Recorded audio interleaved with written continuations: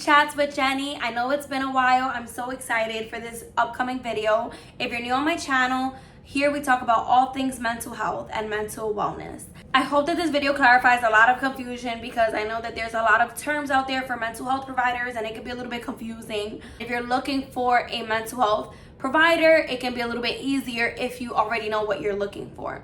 So today we're going to break down the difference between a therapist, a mental health counselor, a psychologist, a psychiatrist, a social worker, and a marriage and family therapist. I know it can really feel like a lot, so I am hopefully going to break it down in a very easy way for you guys all to understand. So I think the first thing that we really need to define before we define any of these terms is what is psychotherapy, because all of these practitioners can perform psychotherapy. So by definition, a psychotherapist is someone who treats mental disorders with psychology as opposed to using medicine. So with that being said, any of the mental health providers that I mentioned earlier can actually provide psychotherapy. That could be a therapist, a mental health counselor, a social worker, a counselor, etc. First, we're going to start off with a psychologist. A psychologist is someone that has their PhD or doctorate, and they can diagnose and treat mental illness, but they do not prescribe medication in most states. In 5 states, they actually are able to provide clients with medicine. And these states are Louisiana, New Mexico, Illinois, Iowa, and Idaho. But for the most part, in most states, psychologists treat mental illness through psychology, but not through prescribing medication. Next, we have a psychiatrist. A psychiatrist is actually able to prescribe medication as well as see clients, diagnose them, and treat mental illness through therapy. However, more than 50% of the psychiatrists in the United States don't actually perform psychotherapy. The majority of psychiatrists treat clients through medication. Next, we have a licensed marriage and family therapist. So a marriage and family therapist is able to diagnose and treat mental illness, but for the most part, they typically work with families with marital issues, but they're not the only mental health providers that are able to provide marital counseling or family therapy. So most of the therapists that provide psychotherapy are able to provide individual and or group counseling. And if they don't, most of the time it's either because of what the agency provides, or if they have their own private practice, it just may be something that they don't want to specialize in, and so they may choose to not do that type of counseling, but they're able to do that as well.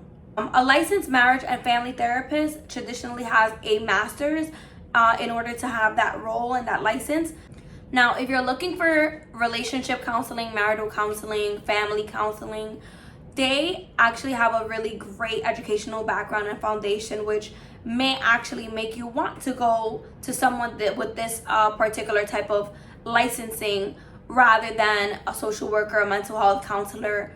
But these other mental health providers may actually be really great at providing therapy for this type of issue, especially if they've done it in the past. So they may have gained the experience through training and through actual experience, but a marriage and family therapist is going to have years of educational background in that specific area. Next, we have a licensed mental health counselor.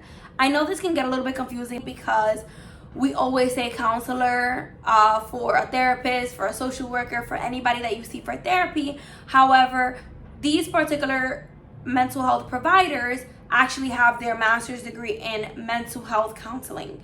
And so a lot of their degree work is in therapy as opposed to anything else. And it can be general, individual, family, career, any type of issue that you may be going through in life. They have that educational background and foundation. I actually am able to know a little bit more of the difference between the background in education because I did a year in the master's of counseling program for a year before I actually decided that I actually wanted to get my master's in social work. And so looking at the difference, it was actually quite a bit of difference. And so I'm actually going to transition into our next mental health provider, which is a social worker. A social worker also, as a main requirement to perform psychotherapy, needs their master's.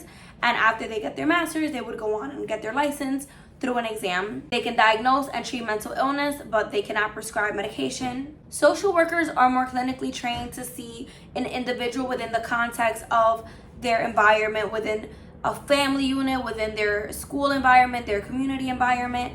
And the educational background is a little bit different, but with every role, you typically have a baseline level of education that comes with that role. And so regardless of the mental health provider that you have, they are going to get education after they graduate. They're going to be most likely getting continuing education credits and training on their job. Sometimes they'll have to do mandatory trainings every week or every month. And in a lot of roles, they actually will be trained in a specific type of therapy before they even start the job and the role. For the most part, mental health providers are always learning different techniques, skills, and evidence-based practices that they can use in session with clients. So I hope that this video was helpful in helping you in the future when you're looking for a mental health provider to do psychotherapy, or whether you're a student that is trying to figure out what type of mental health provider they want to be, or if you're just like, all right, this mental health stuff is a little bit confusing and I'm just really not sure. I hope that this video was useful and helpful. Please do not forget to like, share, and subscribe, and I'll see you guys in the next video. Thank you.